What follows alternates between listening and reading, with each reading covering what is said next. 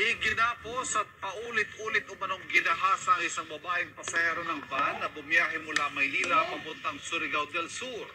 Ito mga idol, nakakalungkot yung mga balita ngayon mga idol. Simula nawala si Pangulong Rodrigo Duterte, bumalik po mga idol ang mga masasamang balita, ang hindi magandang mga balita mga idol. Ito mga idol, pakinggan nyo po ito simula wala na si Pangulong Rodrigo Duterte. Kalunos-lunos ang sinapit ng 14 anyos na si Rosel Paydan, residente ng Barangay Motherload sa Sipagalibat matapos umanong gahasain ng 3 sospek at saka ito pinaday. Unang araw ng Hunyo kahapon, isang ginang na kinilalang si Raquel Paydan ang nagpabot sa Sipagaliban Police kasama isa pang lalaki na may tuturing na saksi. Kanilang ipinadala sa PNP ang di umano'y nawawalang anak ni Nanay Raquel na si Rosel. Ilang araw nang nakalilipas. Hindi man po ako nag-iisip na yung anak ko ay dala man po yung cellphone. Kahit hindi na chat man lang kinini. May asa man po ako pag naalis yun, naandyan lang sa mga barkada niyang dyan. Hindi man na yung ginagawa ng basay. Paano nangyari? Di ako naman po. Salibasa ayaw ko man po sa kahiyan yung anak ko.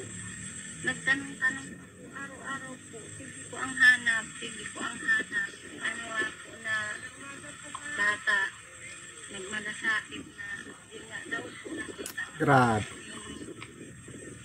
Bata, may narinig na daw po siyang nagkwento na hindi nga daw po yung anak namin ay binalang ng mga hayop na yun. Dito din isiniwalat ng lalaking saksi na di umano'y ipinakita sa kanya ng isa sa mga sospek ang mga kuwang video habang ginagahasa isa-isa ng 3 sospek hanggang ang kawalang hiyaang pagpatay sa biktima. Mismong ang saksi na pinagkwentuhan nito ng sospek ang nagturo sa magulang ng biktima na magpablatter at isubong sa pulis ang pagkakawala ng biktima. Iginapos at paulit-ulit umanong ginahasa ang isang babaeng pasahero ng van na bumiyahe mula Maynila papuntang Surigao del Sur. Atinado sa krimen ng mga suspect na driver at konduktor ng sinakyang van ng biktima. Magkakasunod na sampal at patok ang inabot ng 2 suspect na ito nang makita sila ng babaeng ginahasa umano nila.